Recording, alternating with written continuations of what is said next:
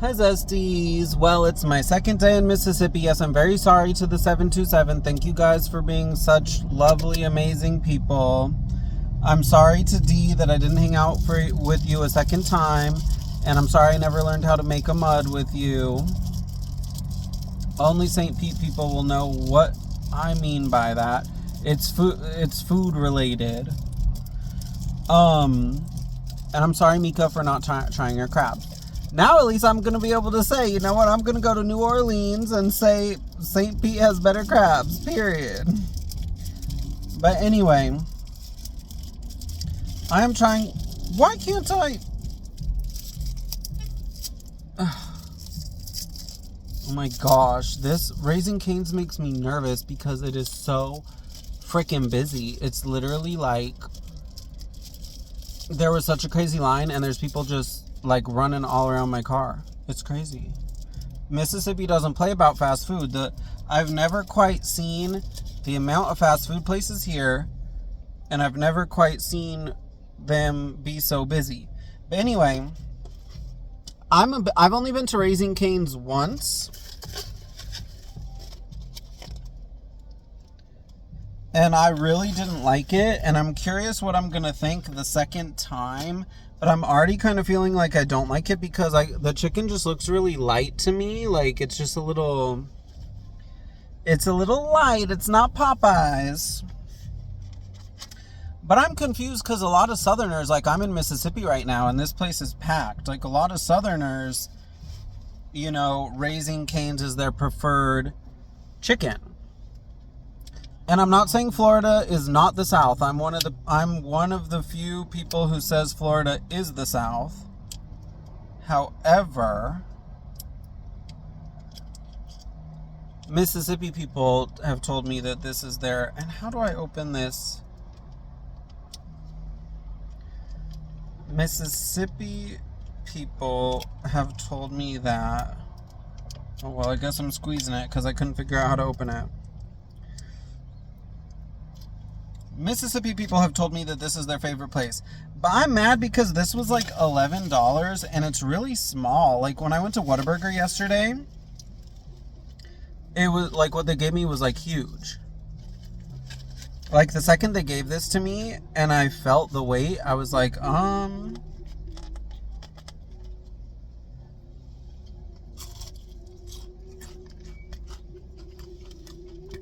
okay.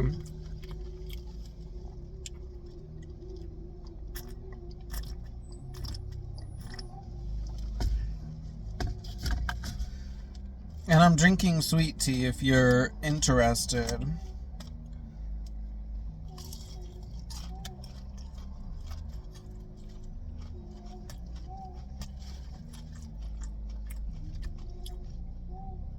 So,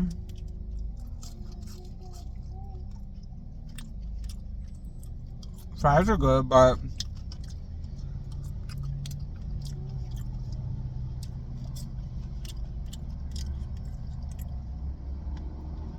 the chicken is good.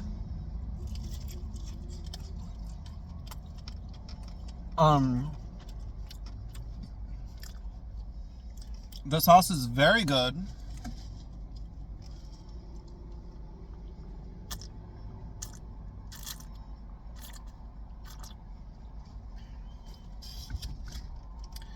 I do get the impression that the chicken is a lot higher quality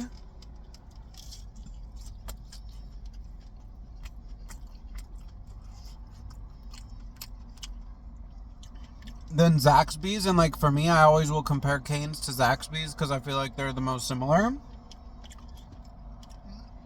But this ain't no Zaxby's.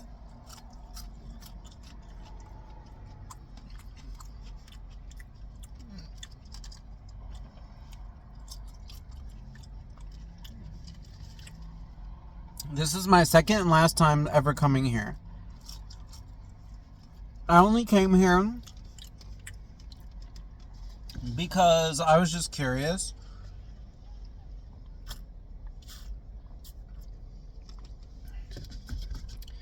Like if my opinion had changed on it at all, but it's just like Yeah, it's good fried chicken and a good little sauce, but oh my gosh, see, look at the lights on me. This place is just so packed.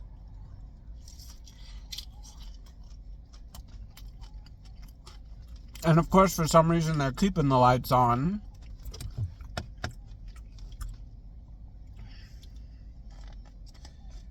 But yeah, this place is like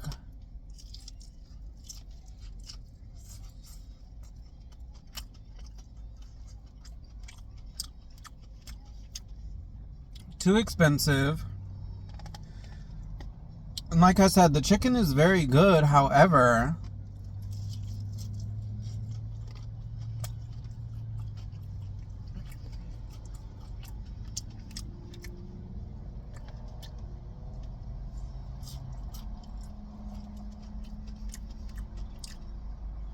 it's just kind of boring.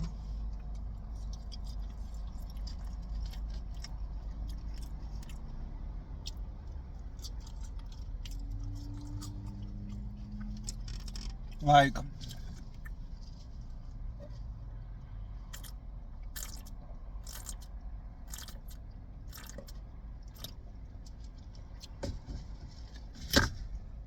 considering that,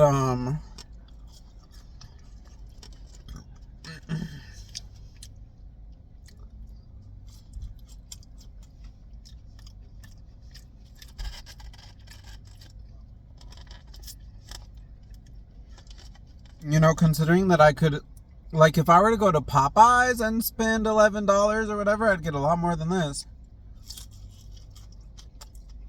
And here's another thing. I'm not really sure. Let me see. I don't think there's any seasoning in that breading.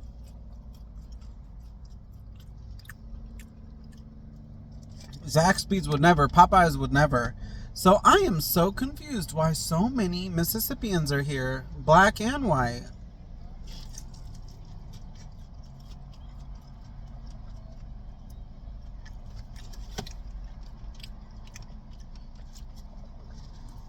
Why are they here?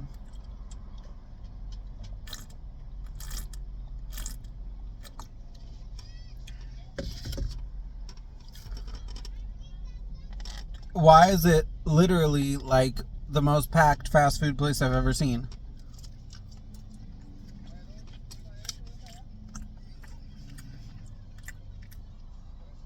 And the best part is the sauce, and they were really skimpy on that. Oh, they're speaking Spanish over there. No sabía que hay hispanos in Mississippi.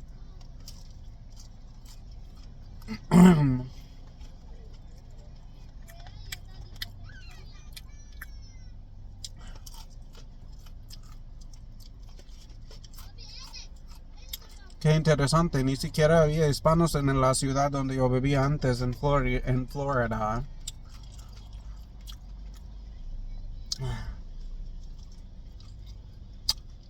And here's another thing, it's like the thing is, like, everything is really good as far as, like, the cooking of it.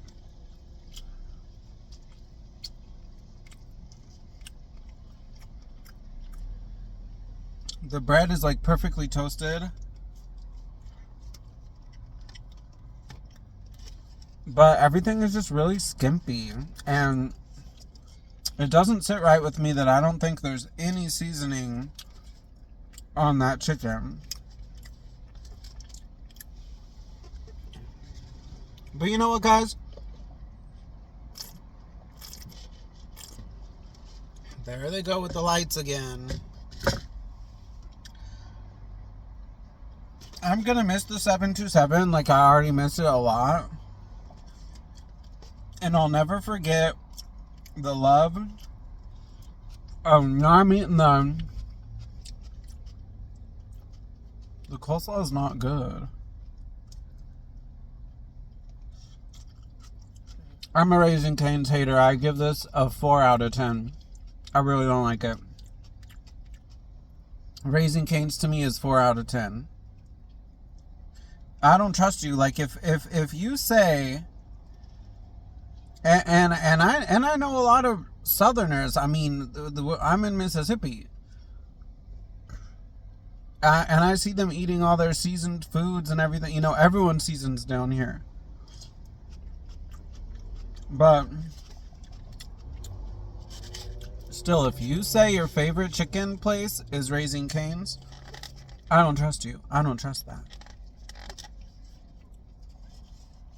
But like I said, I missed the 727 already, and I'll never forget the amazing reception that I got there. And it really broke my heart to see people messaging me, hey, I want to give you free crabs to review me. And knowing I can't go and get the free crabs. But, you know, considering that I was living with a narcissistic, abusive landlord,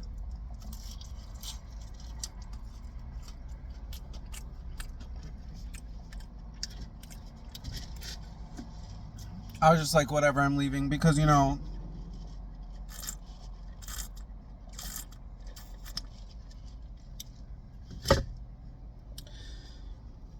I am not inclined to believe that the behavior would get better. You know what I mean? It would probably only get worse. So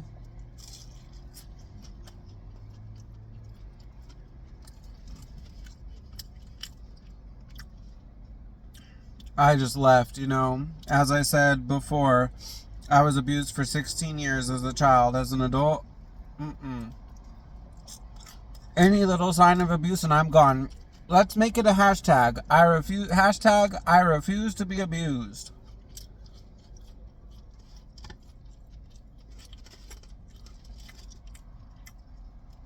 If you're in any abusive type of situation and you can leave, then leave. Because the behavior will only get worse.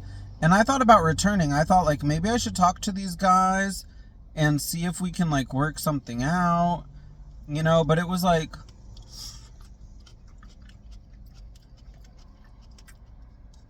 feel like I'd be an idiot to go back to a narcissistic, abusive landlord, you know, who was my friend, but I don't consider people like that to be my friend. I would just be stupid. I don't care how nice the house is or it's on the beach. And I miss the beach. I miss my swims in the ocean. But at the end of the day, actually, I learned a lot about narcissistic people from this guy because I'm not sure I've quite, you know, even though I was abused as a child and stuff, I'm not sure that any of the people involved were narcissists necessarily. But, you know, when I've watched videos about these subjects like domestic abuse and whatever, the word narcissist and narcissism comes up a lot. So out of curiosity, I looked up what is a narcissistic landlord or something like that.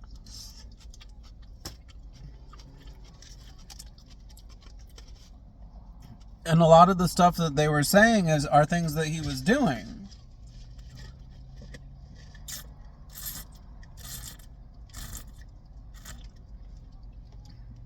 He was doing future faking is what it's called. And see, here's where I feel like it was not my fault, but I could have been smarter.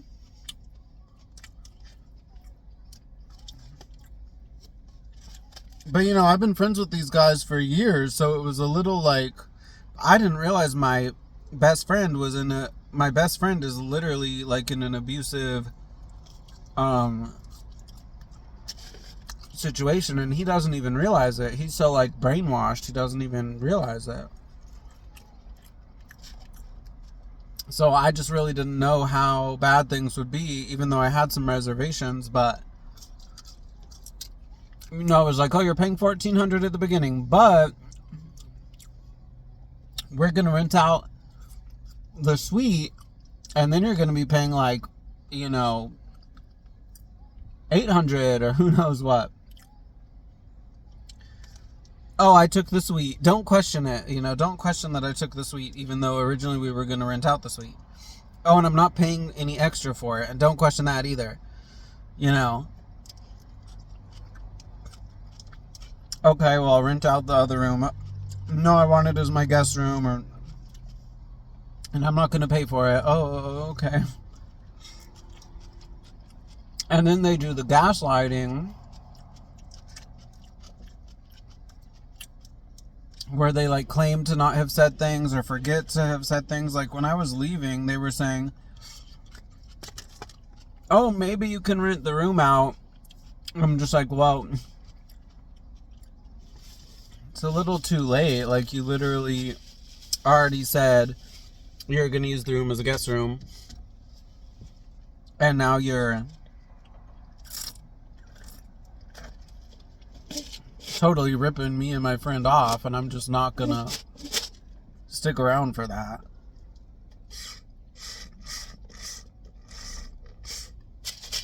One of this guy's friends even got on my comments calling me a scammer. I'm like, how am I a scammer? I'm not obligated to stay anywhere. You know what I mean? And if anything, your friend's a scammer. Your friend's an abuser.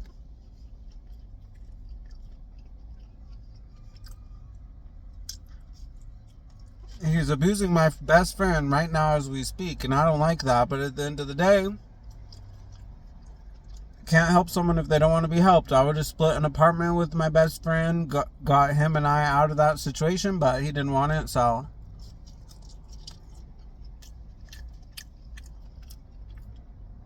But like when I was leaving, my best friend was like, oh,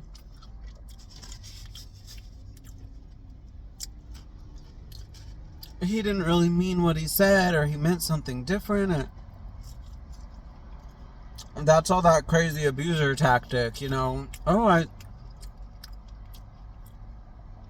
I didn't really mean what I said, or oh, I said something different than what you remember, or what, But it was kind of like,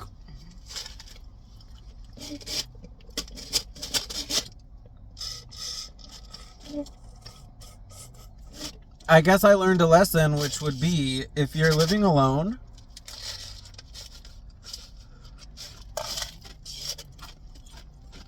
just stay living alone. See, they were skimpy on everything. I am so confused. Why?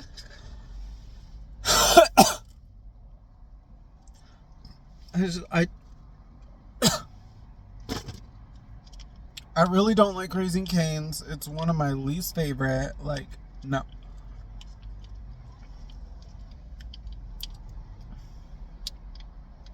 Anyway, though, this like, if you're living alone, no matter what the situation's like, that's better than living in a shared environment, even if it's a mansion. Because, had I stayed in my studio, I could have stayed in St. Pete indefinitely, permanently. Now I'm in Mississippi. No hate to Mississippi. Hey, but maybe everything happens for a reason. What if I start doing food reviews in New Orleans or whatever?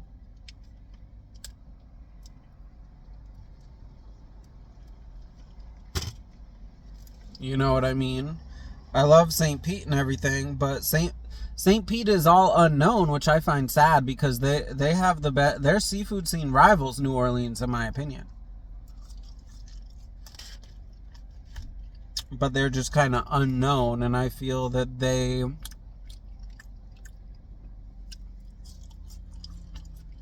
like,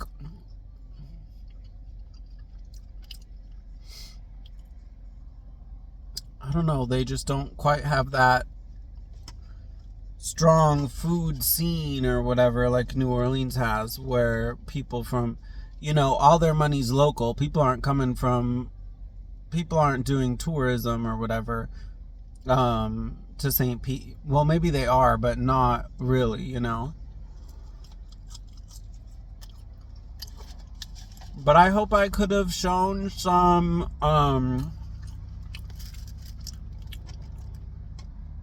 shown some of those businesses some light, like made people go there, gotten them clients and customers. Because all those St. Pete people deserve it. But imagine how crazy St. Pete is, or Florida in general, that I had that $1,000 studio that was the only one in the city of St. Pete. That's why I feel like an idiot for leaving it.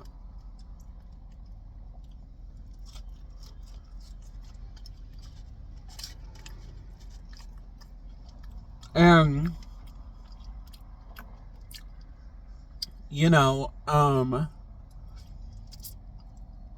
but then I moved into the shared living situation, and I quite quickly started to realize that that was a mistake, Started realizing pretty soon that, hey, but I enjoyed, I cooked a lot there. You guys saw my videos and everything. But yeah, that was a mistake, and quite quickly I started realizing that. And then I also realized, I had the only $1,000 studio in the entire city of St. Pete, pretty much. And,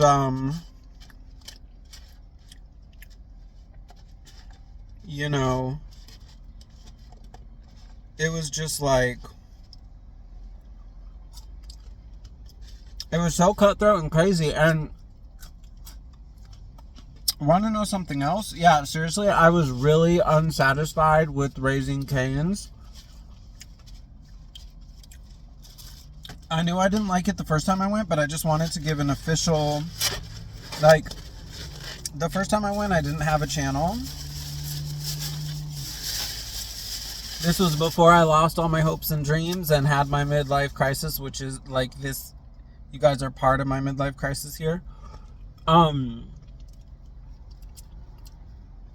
yeah, Raising Cane's, 2 thumbs down. Honestly, I'm gonna change it 3 out of 10. I just really don't like it. But anyway, St. Pete and Florida in general was so crazy. Like, I felt that I had all these people messaging me about, like,